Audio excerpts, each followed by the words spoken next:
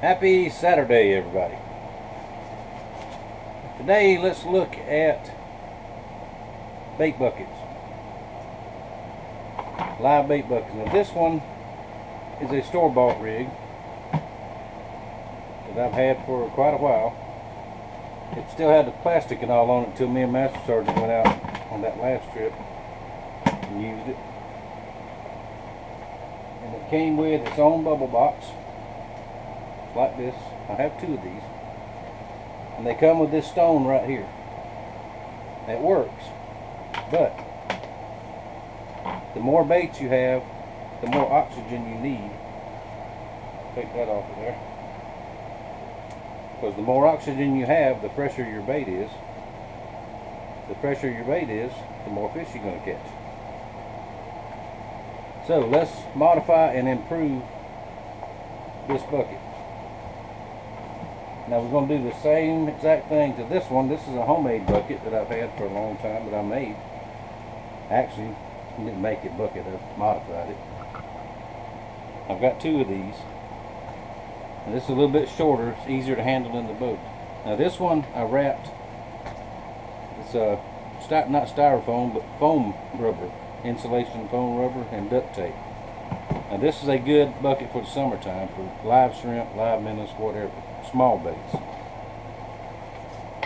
See? And this is going to go exactly like the big one, so we'll show you on the big one.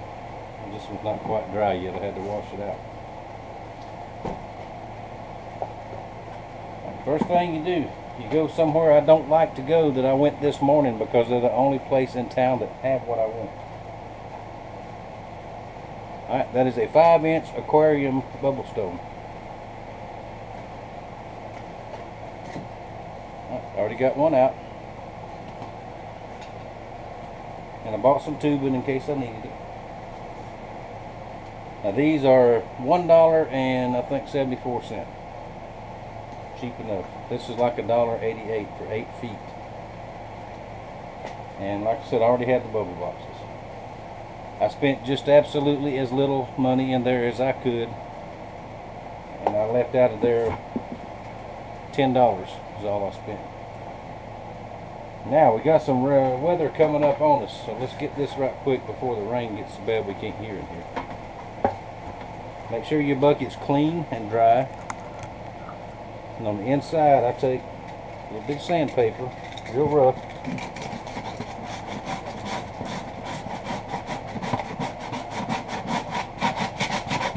Rough it up a little bit.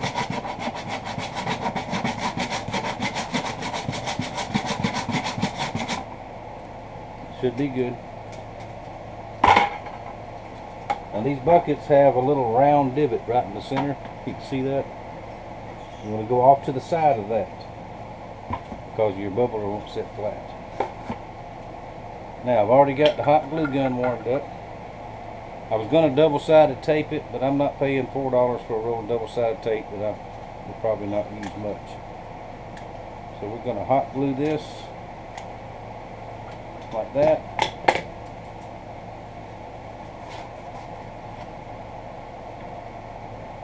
And stick it right there.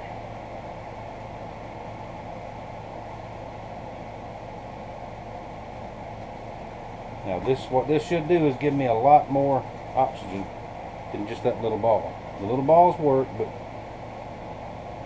I think this will be better. And I've seen this on different YouTube channels. And I've seen people actually that have them already done. I just never got around to do it. Now that hot glue will dry very quickly. The way this one's set up,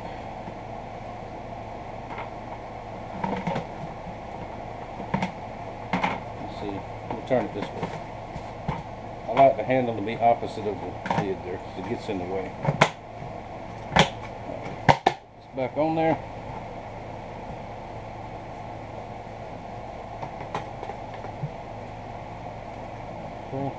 Right, now we're going to take our bubbler box.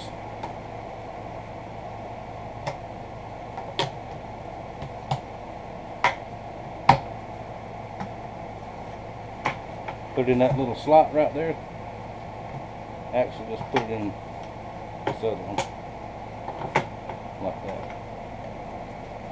Because I don't want to permanently fasten my box to it. I won't be able to take it off and on. Just in case it were to break down, tear up, something like that.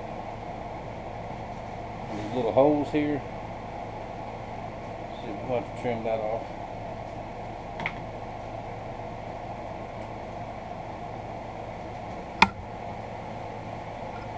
See what I'm doing here. Trim that off flat.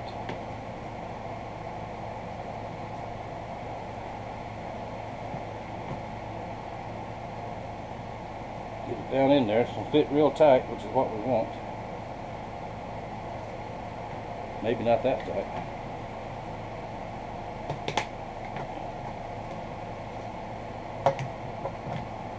Trim that just a little.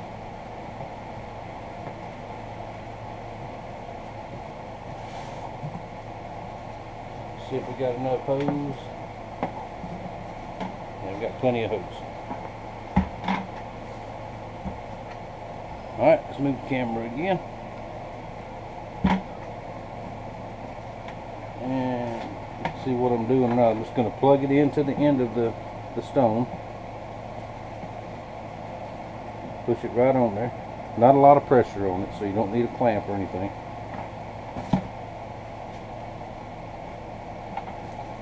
And that's all they are to it.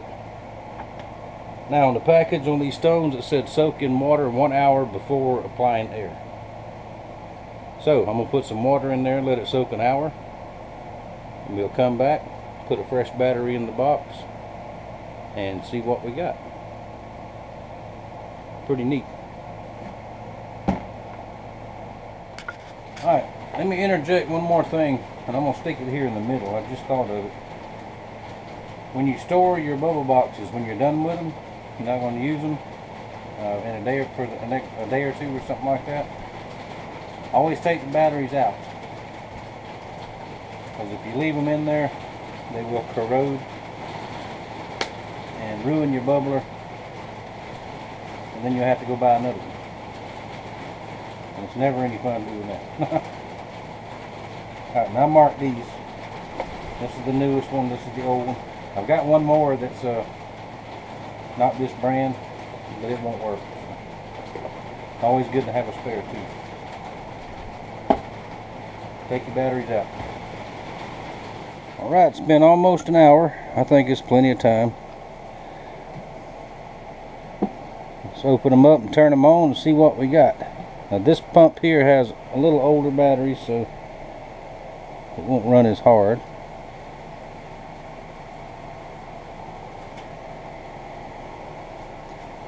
And about the same. Alright, let's move the camera down and get a good look at it. And that is much, much, much better than that little ball.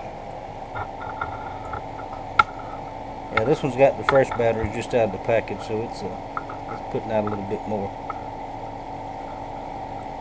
Alright, success. I like it. Now I'm going to dump this water out, let them dry.